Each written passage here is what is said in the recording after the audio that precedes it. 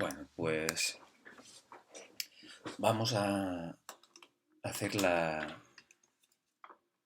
el vídeo correspondiente a la clase que habríamos dado el día lunes, día 16. Son las clases que os debo de los días anteriores y que vamos poniéndonos al día. ¿Mm? Este vídeo, como lo estoy haciendo ya, que es un poco de noche, veis que ya la luz empieza a escasear. Así que me veis un poquito granulado a mí. Pero bueno, me gustaría empezar. Bueno, este es el vídeo que correspondería al lunes día 16, pero hoy es viernes día 20. Nos iremos poniendo al día poco a poco. Me gustaría empezar recordando las ideas más importantes de la clase anterior. La idea, o las ideas, ¿no?, clave serían, en primer lugar, la idea del concepto del seguro camino de la ciencia. Es decir, que hay algunas disciplinas, son la lógica, la matemática y la física, que han entrado en el seguro camino de la ciencia. No eran disciplinas científicas, pero en algún momento hubo un cambio en el modo de pensar, ¿verdad?, por el cual se convirtieron en ciencias. Y por lo tanto empezaron a progresar, a haber avances, a haber acuerdo. Caso de la lógica es algo trivial, porque la lógica simplemente es el entendimiento ocupándose de sí mismo y por lo tanto no genera ningún problema y de hecho, según Kant, llega a completarse con Aristóteles. Con Aristóteles la lógica queda terminada. Yo creo que no es verdad, pero en fin. Kant dice que sí, que ahí Aristóteles termina, el entendimiento llega, que es la facultad de pensar, llega a comprender todas las reglas con las que de pensamiento válido y se termina. Más problemáticas son la matemática y la física, porque son ciencias en las que el entendimiento no se ocupa de sí mismo, sino que trata sobre algo. Que sea ese algo es una cuestión que vamos a ir tratando. Kant distingue entre un conocimiento teórico y no práctico. En el conocimiento teórico algo te tiene que venir dado. La razón no puede hacerlo todo ella sola. Le tiene que venir dado algo que no dependa de ella, que ha de determinar. Y en el conocimiento práctico la razón es, por decirlo de alguna manera, autónoma y genera sus propias leyes, que básicamente son las leyes de la moral, que no son las leyes por las cuales el mundo funciona de hecho, sino que son las leyes por las cuales el mundo debería funcionar, si fuera el mundo, ¿verdad?, conforme a la razón. ¿Vale?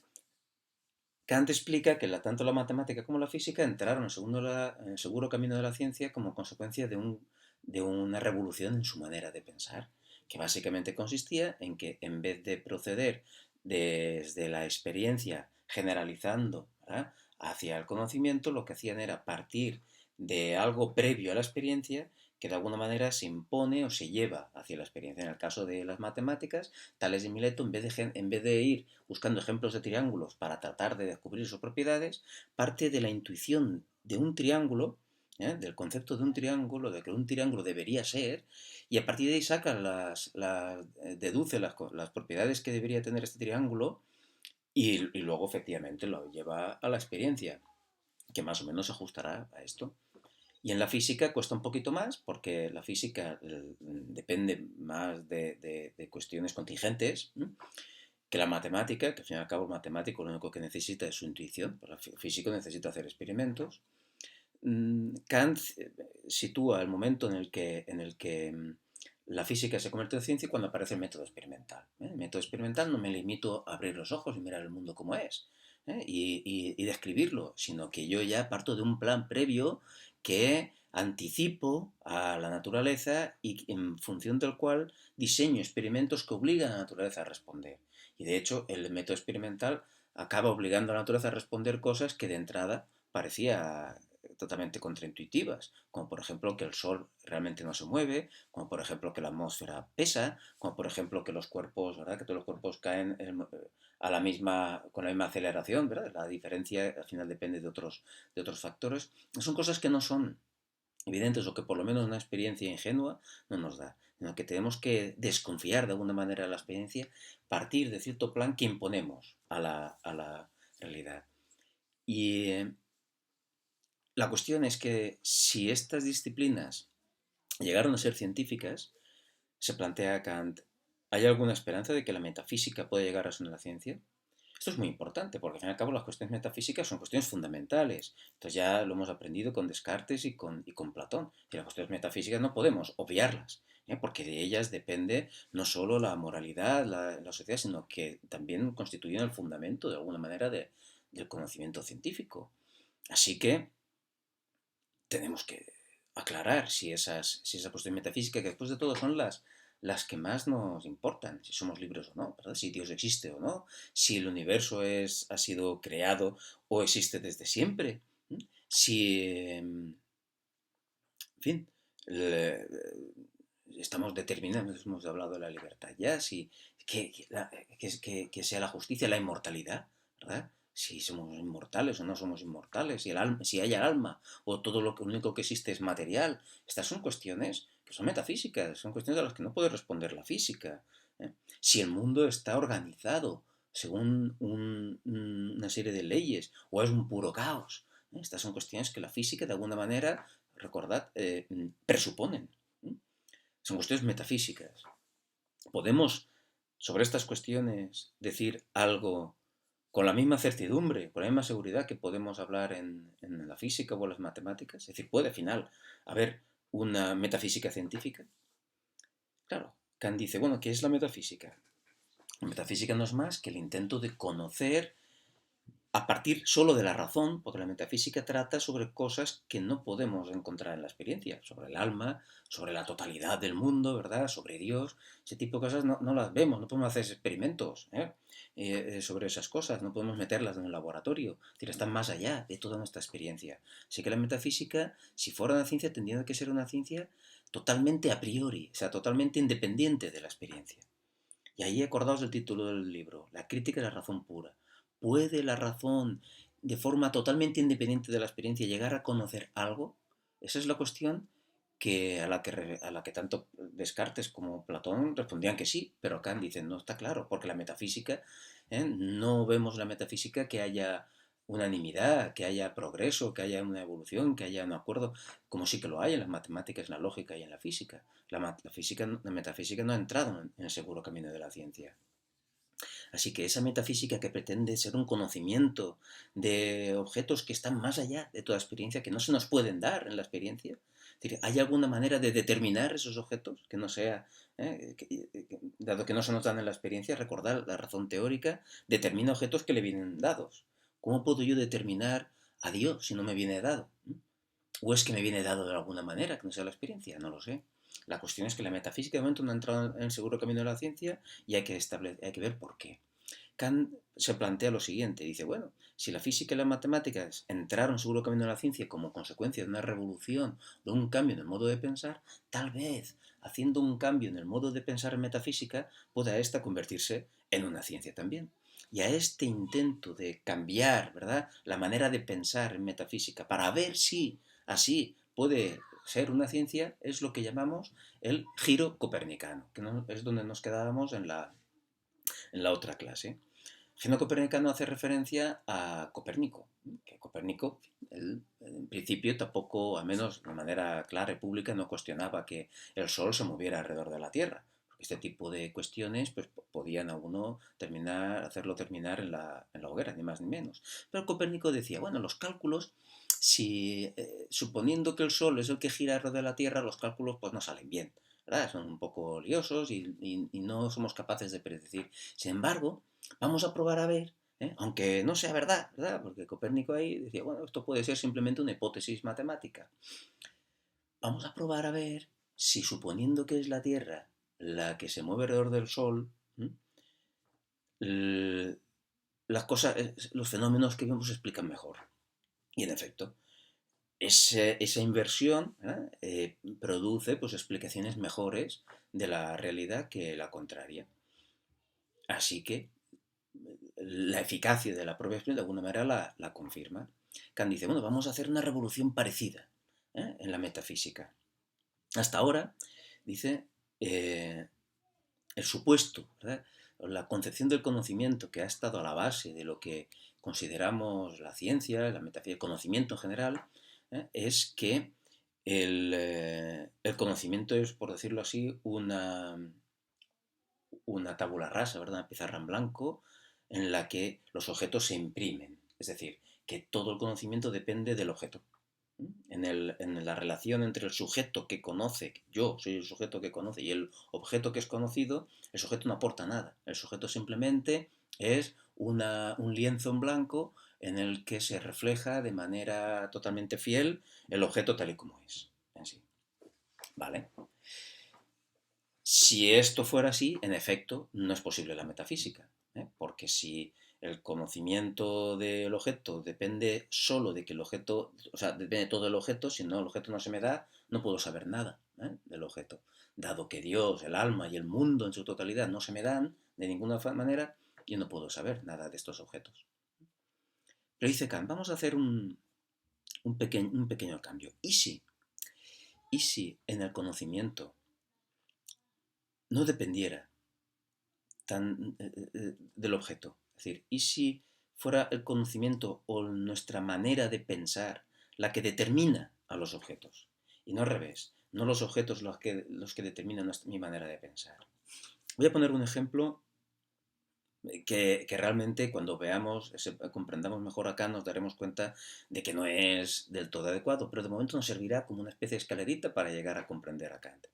Pensad en una persona que tiene prejuicios machistas. Prejuicios machistas.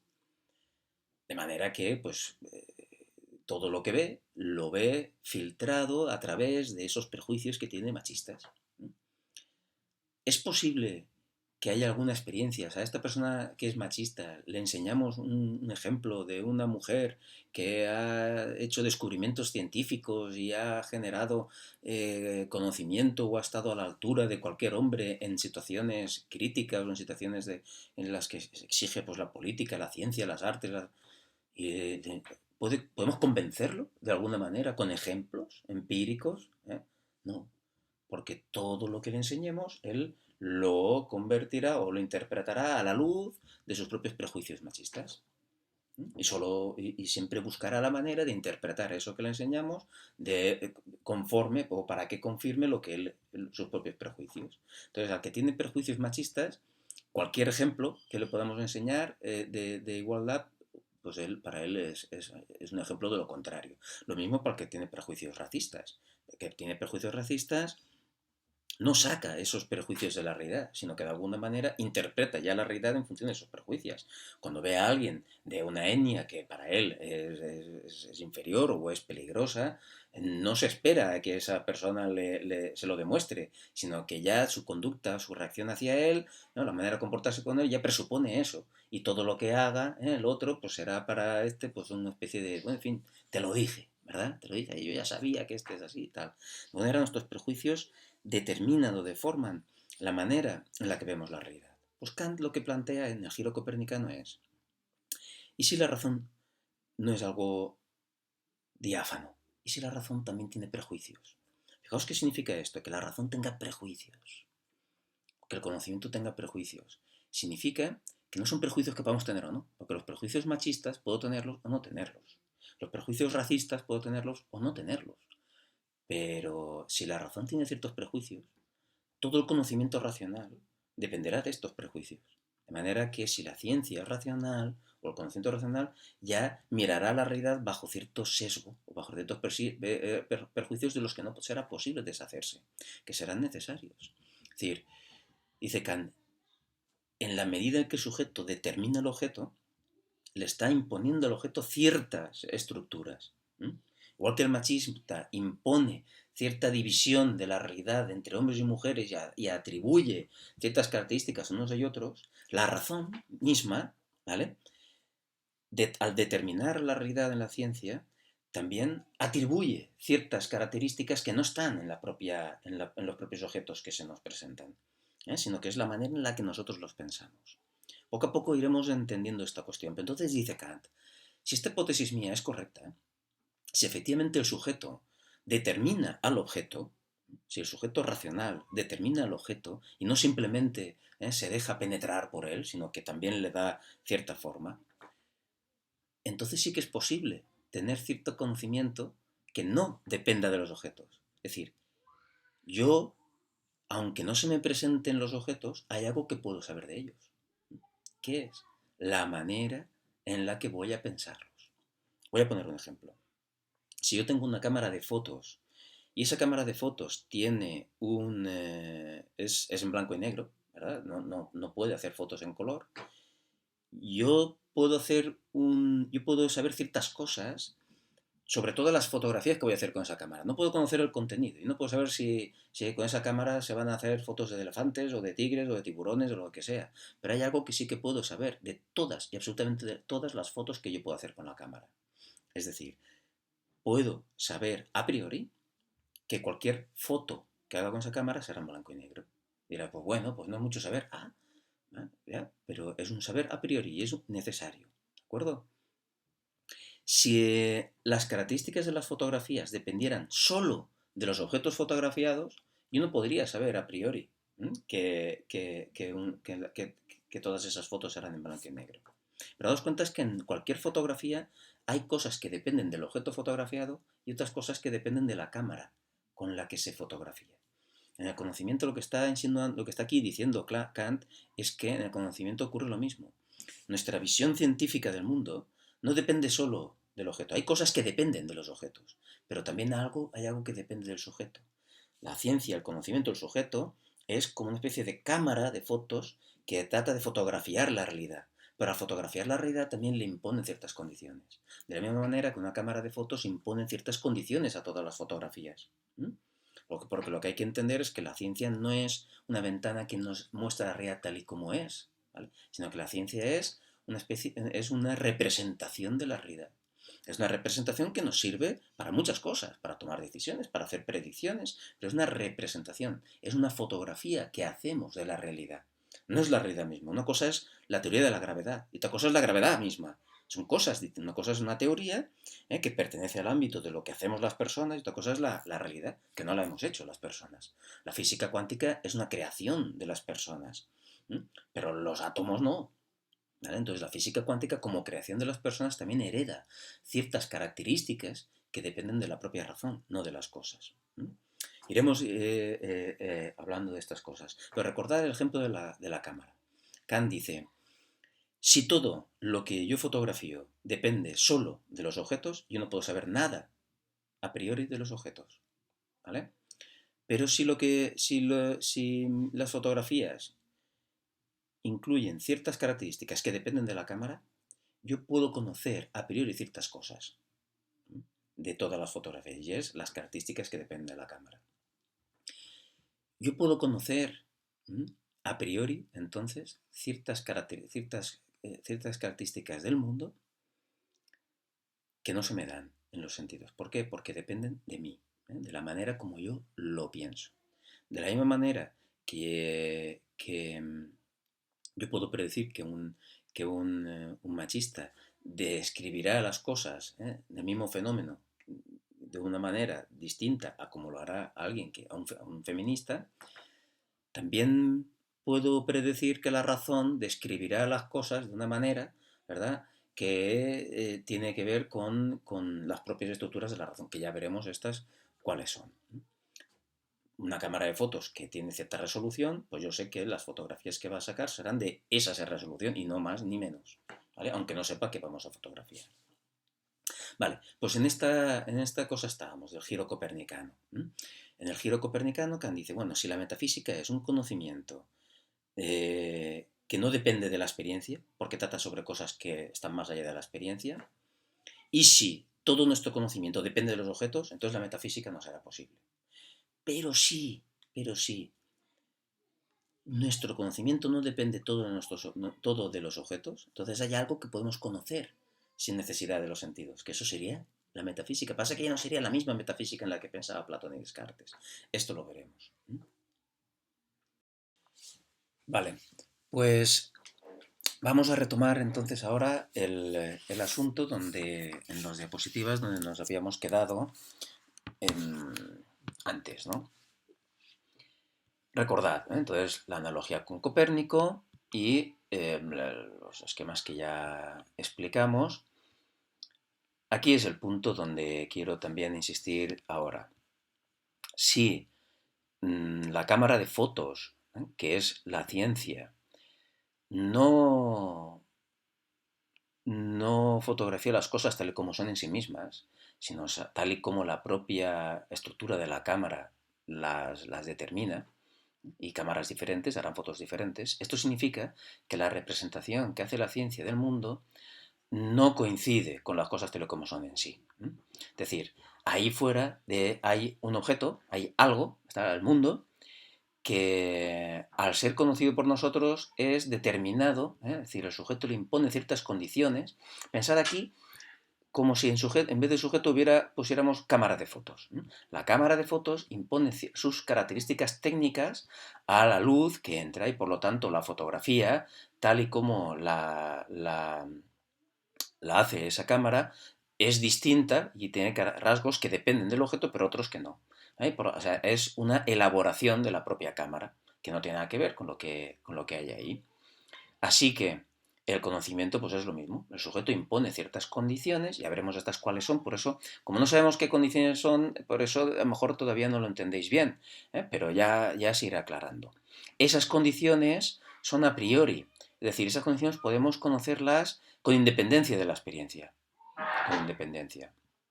Esto es el giro copernicano. ¿Vale?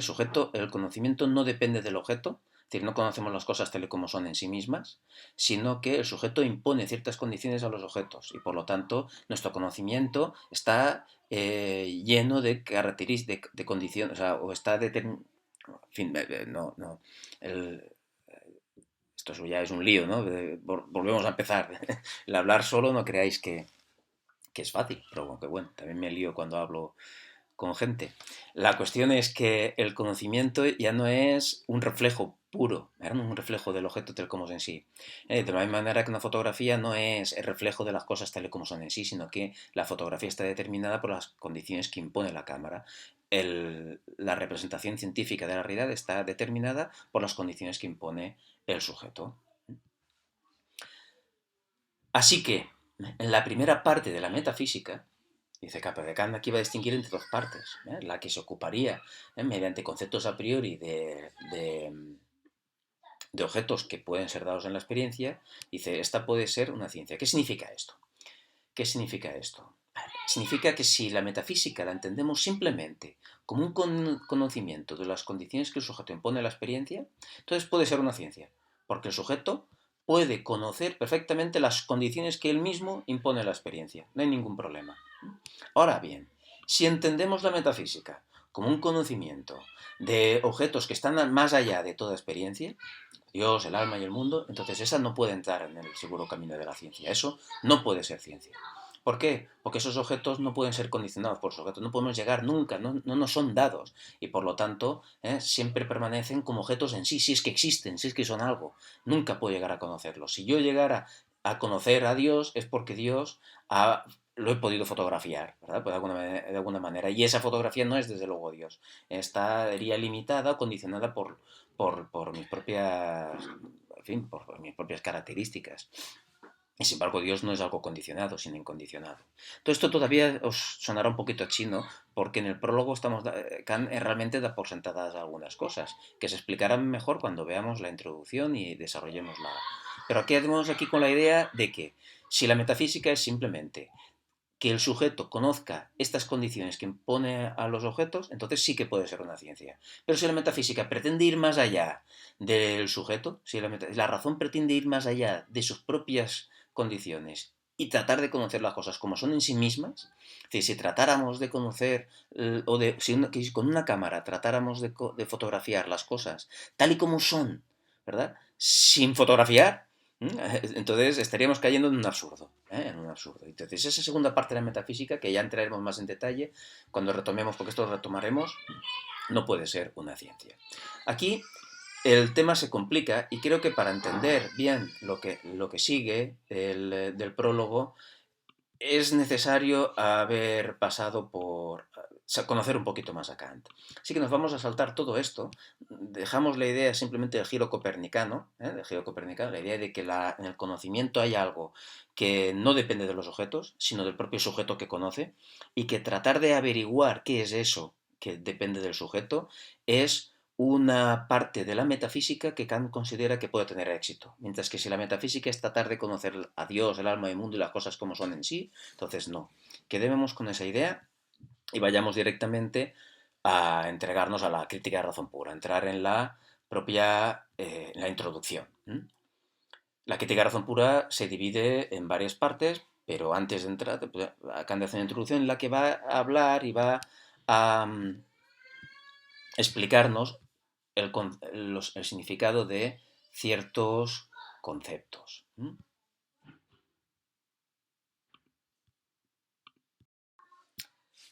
Vamos a entrar ya en el estudio de la crítica de la razón pura y concretamente empezaremos por la introducción. Aquí aclararemos el significado de algunos términos que hemos estado ya usando de alguna manera y que veréis que quedarán ahora totalmente claros y que cuando con esas herramientas conceptuales volvamos sobre el prólogo se entenderá todo perfectamente en el texto de Kant.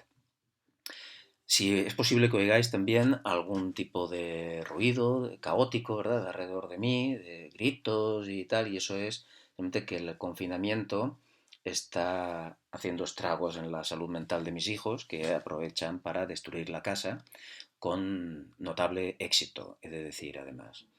Pero bueno, a todos nos afecta un poquito esta situación.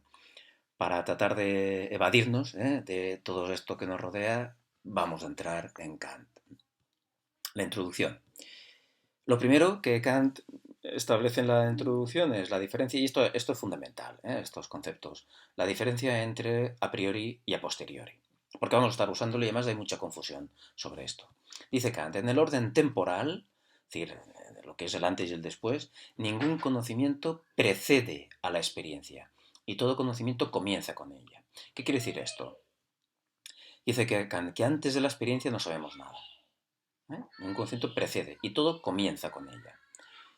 Dice, pero, aunque todo nuestro conocimiento empiece con nuestra experiencia, no por eso procede todo el de la experiencia. ¿Vale? A ver cómo entendemos esto.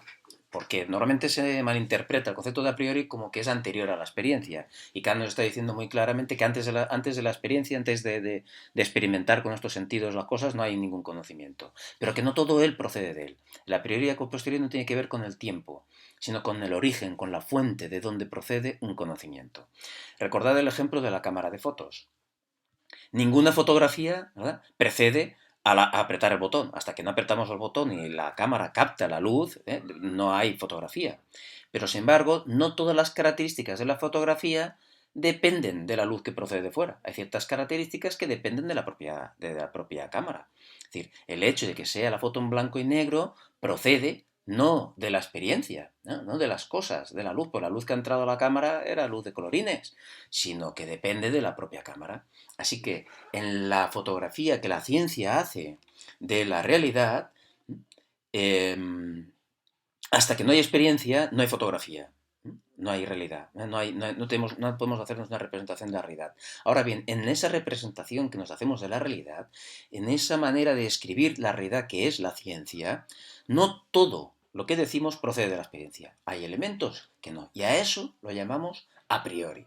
A priori es aquello que es independiente de la experiencia, que no depende para nada de la experiencia. Ahora, sin la experiencia, eso a priori pues está vacío, no proporciona un conocimiento sobre el mundo.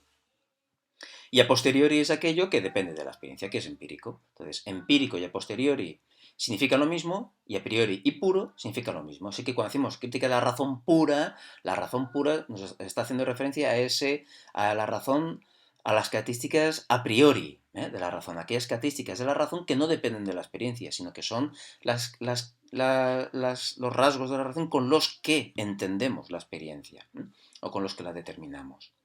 Es importante tener claro esto de priori y a posteriori. Si no lo entendéis, preguntadlo en Aules o en los grupos de Telegram o de alguna manera. ¿Cómo distinguimos conocimiento puro o empírico? ¿Cómo podemos saber si un determinado conocimiento es a priori o es a posteriori, ¿verdad? Dice Kant, el conocimiento a posteriori, el empírico, el que depende de la experiencia, es contingente. ¿Mm? Es decir, yo veo una mesa y la mesa puede ser azul o puede ser amarilla o roja. Es decir, el color de la mesa es absolutamente contingente. Contingente significa que podría ser de otra manera. Así que en aquello que depende de la experiencia, todo lo que yo veo podría ser de cualquier otra forma. Si yo veo el cielo azul, me doy cuenta que el cielo azul es azul, pero podría ser rojo o verde.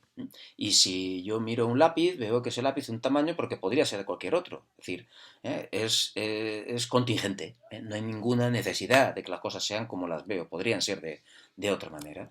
Eso es un rasgo de que ese conocimiento es a posteriori. El conocimiento posteriori además tiene otra característica. Aparte de ser contingente, también es particular. Es decir, el conocimiento que depende de la experiencia solo sirve para aquí y ahora. Es decir, si yo veo que un pingüino es azul, lo único que yo puedo decir es que he visto un pingüino azul, no que todos los pingüinos son azules. Es decir, el conocimiento posteriori vale para el aquí y el ahora.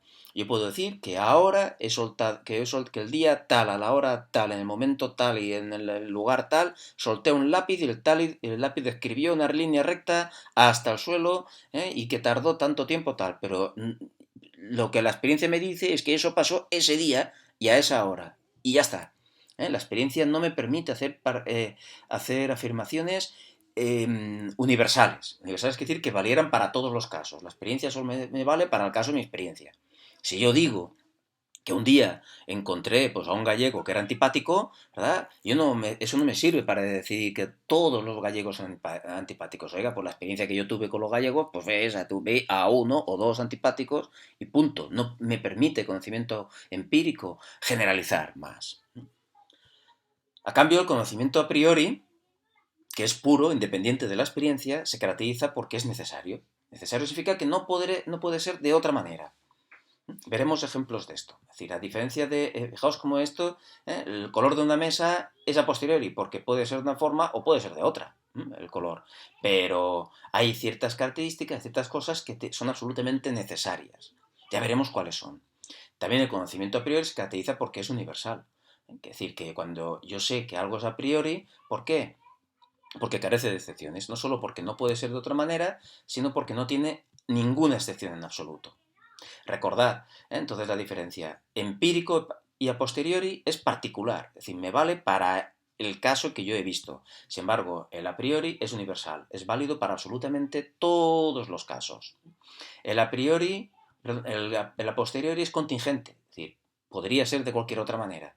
El ver yo que una mesa es azul no significa que la mesa mañana vuelva y siga siendo azul, podría mañana ser de otro color. Sin embargo, en el conocimiento a priori, las cosas son absolutamente necesarias, no pueden ser de otra forma. ¿Vale? Este sería el cuadro resumen del asunto, que esto es fundamental dominarlo y saberlo. El concepto a priori es empírico, contingente y particular. Y el a posteriori es empírico, contingente y particular, y el a priori es puro, necesario y universal. Y esto es un criterio para distinguir el concepto puro del empírico. Nos servirá, luego este criterio lo aplicaremos después, veremos si estamos en posesión de algún conocimiento a priori. Está claro que tenemos conocimientos a posteriori, pero a priori no lo sé. Yo sé a posteriori que cuando los niños se los confina durante varios días en una casa sin dejarlos salir para nada, pues se vuelven locos. Eso lo sé a posteriori, pero es un concepto empírico, es contingente, pues habrá a lo mejor niños que no se han vuelto locos, mi experiencia es que se vuelven locos, pero no significa que sea así para todos, y es absolutamente particular, ¿verdad? Vale, para mí, no puedo generalizarlo. Das cuenta que en el fondo estas dos cosas son las dos caras de la misma moneda. Otra pareja de conceptos importantes. Fijaos que ahora estamos haciendo una especie de diccionario. A priori y a posteriori ya sabemos lo que significan. A priori lo que depende de a posteriori lo que depende de la experiencia es particular y contingente. Y a priori lo que no depende de la experiencia y es necesario y universal. ¿Qué significa analítico y sintético? Son también conceptos que utilizará Kant y que serán muy importantes. Bien, Los juicios analíticos, aquí lo del juicio, un juicio no es más que una afirmación en la que atribuyo algo a un sujeto, le atribuyo un predicado a un sujeto. Eso es un juicio. Cuando digo el lápiz es azul, pues estoy juzgando. El lápiz que tiene una característica que es azul. Vale, los juicios tienen esta forma, pues A es B, o A tiene B, o A hace B, siempre un sujeto al que se le atribuye mediante algún verbo pues, un predicado. Vale, los juicios analíticos, el predicado está implícito dentro del sujeto. Por ejemplo, si yo digo que un triángulo tiene tres lados, ese tener tres lados es algo que está implícito en el concepto de triángulo.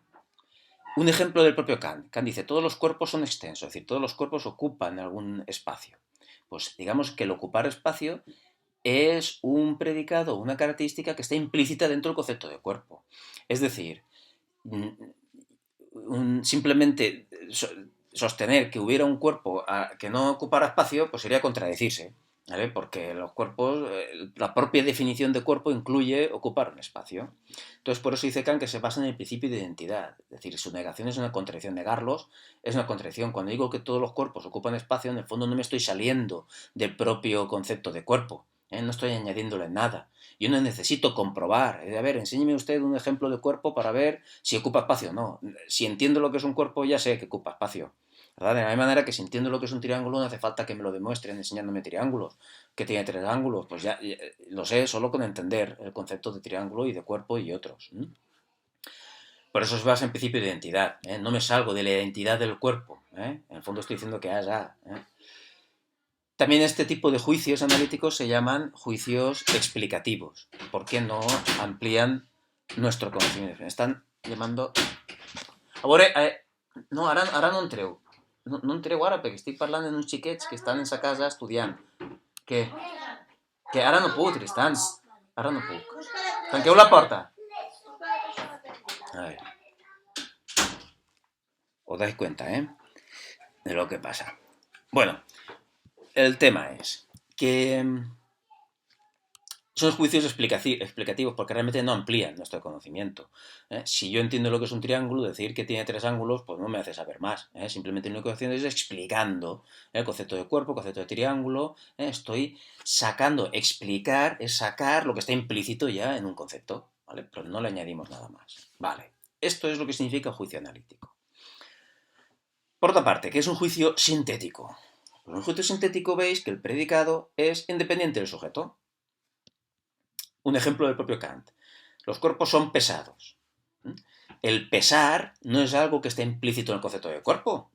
Porque si os dais cuenta, el peso es algo que yo, por mucho que piense en un cuerpo, yo puedo imaginarme perfectamente que un cuerpo que no pese nada, que lo cogiera y lo levantara, que no pesara, que estuviera flotando por ahí. Es decir, el peso es algo que podría estar o no. No depende del propio... No es contradictorio pensar un cuerpo no pesado, mientras que sí que sería contradictorio pensar en un cuerpo que no ocupa espacio. Sería totalmente absurdo. Así que en los juicios sintéticos hay una síntesis. Estamos uniendo de alguna manera dos conceptos que en principio no tienen que ver uno con el otro, sino que los conectamos nosotros. Por ejemplo, si yo veo un triángulo y digo, mira, ese triángulo es azul. El ser azul no es algo que dependa del concepto de triángulo, porque un triángulo puede ser azul o no. Eso sería un juicio sintético, ¿vale? O yo qué sé, que un bombero fuera, yo veo un bombero y digo, mira, este bombero es mala persona. Pues bueno, es que el ser mala persona no es algo que esté implícito en ese bombero, es algo que tiene que conectarlo, ¿verdad? Estos juicios se caracterizan también porque esta conexión tengo que justificarla de alguna manera. Porque yo puedo conectar cualesquiera dos cosas que no tengan nada que ver, pero no vale, tengo que fundamentarlas de alguna forma. Estos juicios son extensivos, porque sí que amplían nuestro conocimiento. Si yo digo que los bomberos son malas personas, estoy ampliando el conocimiento, tendré que justificarlo, ¿verdad? Pero ahí es algo más que simplemente explicar el concepto de bombero. Estoy añadiendo algo al concepto de bombero.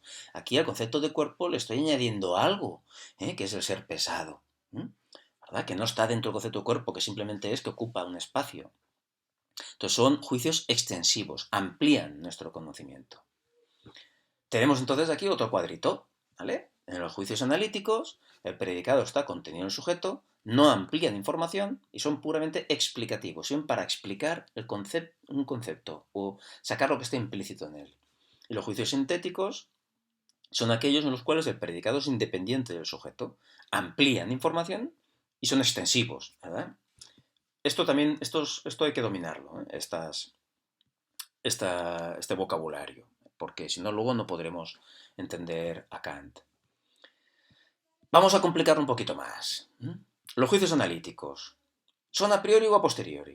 Es decir, ¿dependen de la experiencia o no dependen de la experiencia? Bien, pues no dependen de la experiencia, ¿vale? Se basan en el significado de los conceptos. El sujeto incluye al predicado, son todos a priori. Si yo digo que los cuerpos ocupan espacio, ¿verdad? No necesito que me lo demuestren con experiencia. Bueno, simplemente basta entender el concepto de cuerpo. Si yo digo que un triángulo tiene 3 ángulos, no necesito que me lo demuestren enseñándome un triángulo. Basta entender el concepto de triángulo. Por lo tanto, son a priori, son universales, ¿verdad? Los juicios analíticos, universales. Porque no puedo encontrar un caso de un triángulo que no tenga 3 ángulos o un caso de un cuerpo que no que ocupe un espacio, y son totalmente necesarios, porque lo contrario sería una contradicción. Un triángulo de 4 ángulos es un triángulo y no es un triángulo, y un cuerpo que no ocupa espacio, pues un cuerpo pero no tiene corporalidad, sería absurdo. Por lo tanto, cumple con las características de los juicios a priori. Juicios analíticos son todos, absolutamente todos, a priori. Esta imagen aquí no la entendéis porque en el vídeo, en el PowerPoint inicial que hice, era una cajita que le das aquí al botón. Esto era un vídeo. Le das al botón y se abre la caja, sale un artefacto que lo que hace es darle otra vez al botón y cerrar la caja, ¿verdad? De manera que es una caja, no sé si lo he explicado bien, pero en fin, es una caja que en cuanto tú la activas, ella misma ¡pap!, se desactiva. El único funcionamiento de la caja es a desactivarse cuando lo activas tú. Tiene una especie de círculo, ¿verdad?, que no tiene un tiempo. Bueno, un juicio analítico es un poquito eso. Es un juicio en el que el sujeto no sale nunca de sí mismo. Bueno, y los sintéticos. Está claro que la mayoría de los juicios con los que nosotros tratamos y que tienen interés para nosotros son a posteriori. Juicios a posteriori, es decir, en el sujeto al que le añadimos un predicado que no estaba implícito ahí, en el sujeto. No estaba implícito. Si yo digo que los bomberos, van a decir que son buenas personas, venga, digo que los bomberos son buenas personas, eso estoy uniendo el concepto de ser buena persona al concepto de bombero, pero ser bombero, el concepto, el significado bombero no incluye ser buena persona, eso es algo que habrá que ser demostrado. ¿Cómo justifico yo esa síntesis del ser bombero y de ser buena persona? A partir de la experiencia. Es que yo, verá usted, yo todos los bomberos que he visto, pues eran buenas personas, ¿vale? Lo he justificado con la experiencia, ¿vale? Pero fijaos que necesito una justificación, porque yo podría decir que los bomberos vuelan, ¿vale? Pero ¿en qué me baso para decir que los bomberos vuelan? Pues, si no, pues lo único que podría basarme es que he visto a algún bombero volar. Si no tengo experiencia, pues entonces esto es pura fantasía, es una novela, es ficción. Pero si pretendo hacer ciencia, esta síntesis, esta conexión, tengo que justificarla en algo. Está a punto de pasar los 50 minutos, no sé si está por ahí, pero dejadme simplemente que explique esto, como cuando en clases te empezáis a recoger antes de la hora, pero ahora pues tenéis que fastidiar porque no podéis, bueno, podéis apagar el vídeo y continuarlo después. Pero voy a terminarlo para darle a esto un final, ¿vale? Es decir, cuando unimos un predicado y un sujeto, ¿verdad?, que no están implícitos uno en el otro, tengo que basarme en algo, y en este caso es en la experiencia. La pregunta que se plantea, por tanto, esto es a posteriori, es decir, estos juicios son totalmente particulares y contingentes. Yo puedo decir, los bomberos son buenas personas. ¿En qué me baso? Mi experiencia. Entonces quiere decir que no estoy legitimado para poder afirmar que son absolutamente todos los bomberos son buenas personas y tengo que aceptar que no hay ninguna contradicción en encontrar un bombero mala persona. Yo lo único que puedo decir es que mi experiencia avala el juicio sintético a posteriori que yo hago de que los bomberos son buenas personas. Vale. La cuestión es, ¿hay o puede haber juicios sintéticos a priori? ¿Podemos unir un sujeto y un predicado de forma que la síntesis o el fundamento o la justificación de esa unión no esté en la experiencia? Fijaos que eso es lo que trata de hacer la metafísica. Si yo pretendo decir que Dios es perfecto, ¿verdad? ¿No? O digo que Dios ha creado el mundo, o digo que el alma es inmortal, y eso ha de ser un conocimiento científico interesante, es decir, es un juicio sintético, digo que Dios existe, estas cosas, entonces tengo que fundamentar lo que yo estoy diciendo en algo. O si digo que el mundo empezó a existir o que existe desde siempre, tengo que fundamentar eso en algo. Pero no puedo fundamentarlo en la experiencia. Si no hay un fundamento para ese tipo de afirmaciones metafísicas, ¿no? O digo que el ser humano es libre, ¿verdad? Si no hay un fundamento, porque no hay experiencia, ese tipo de cuestiones no pueden formar parte de la ciencia. ¿Mm? Y esa es la cuestión. En la próxima clase hablaremos de los juicios sintéticos a priori.